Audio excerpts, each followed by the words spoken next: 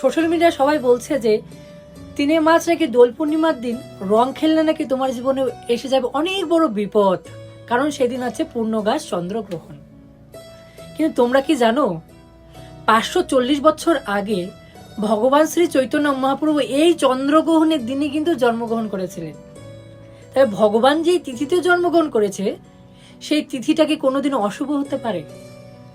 তোমরাই বলো, কোনোদিনই হতে পারে না। কারণ ভগবান সিদ্ধান্ত নিয়েছেন, চুজ করেছেন যে আমি চন্দ্রগ্রহণের দিনই কলিহত জীবকে উদ্ধার করার জন্য আমি নদিয়া নগরদ্বীপে মায়াপুরে আমি অবতার নেব।